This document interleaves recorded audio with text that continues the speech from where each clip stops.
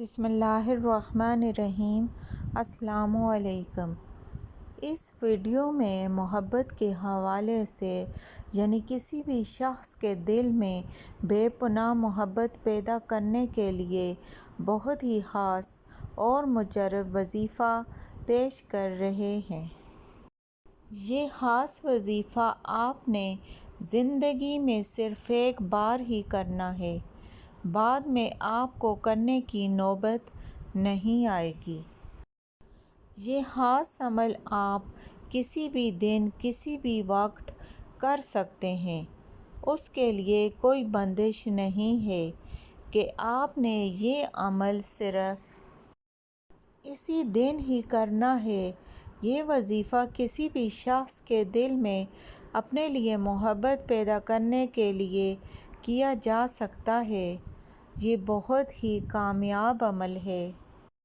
اس عمل کو جس بھی ہماری بہن نے اور بھائی نے کیا ہے، انہوں نے 100% کامیابی حاصل کی ہے۔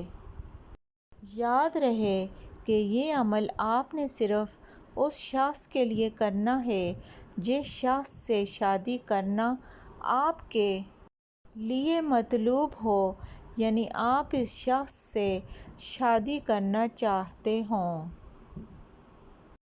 اس وظیفے کی برکت سے کسی بھی شخص کے دل میں اپنے لیے بے پناہ محبت پیدا کی جا سکتی ہے۔ وہ شخص آپ کے پیار میں اندھا ہو جائے گا۔ آپ کے سوا اس شخص کو کچھ بھی نظر نہیں آئے گا۔ سارا دن وہ شخص آپ کی تلاش میں سرگرداں رہے گا۔ عمل کرنے کا طریقہ یہ ہے، کسی بھی نماز کے بعد یہ عمل کر سکتے ہیں۔ کرنا یہ ہے کہ کوئی بھی نماز پڑھنے کے بعد آپ نے جائے نماز پر بیٹھ جانا ہے، قبلہ کی طرف منہ کر کے۔ جو آپ کی پریشانی ہے، یعنی جس شخص کے دل میں آپ اپنے لیے محبت پیدا کرنا چاہ رہے ہیں، اس کا تصور اپنے ذہن میں رکھ لیجیے اور پہلے 7 مرتبہ درود ابراہیمی پڑھ لیجیے۔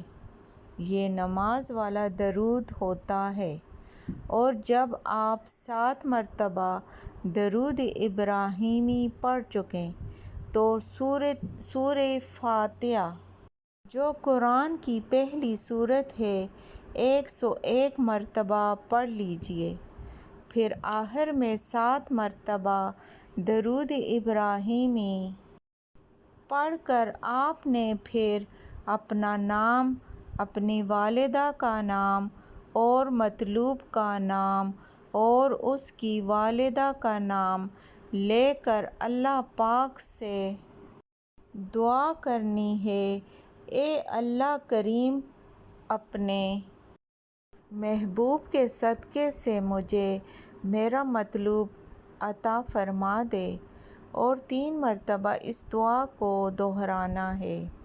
ناموں کے ساتھ جب پہلی دفعہ مانگیں گے تو نام لیں گے، پھر اسی طرح 3 دفعہ دعا کرنی ہے، اور ہر دفعہ اپنا نام اور اپنی والدہ کا نام اور مطلوب کا نام اور اس کی والدہ کا نام لے کر آپ نے دعا کرنی ہے۔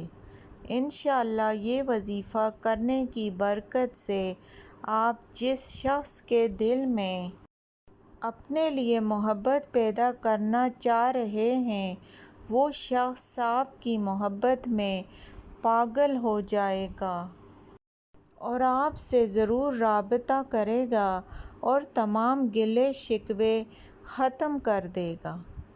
اگر آپ کو میری ویڈیو اچھی لگے تو لائک کریں اور چینل کو سبسکرائب کر دیں۔ جزاک اللہ۔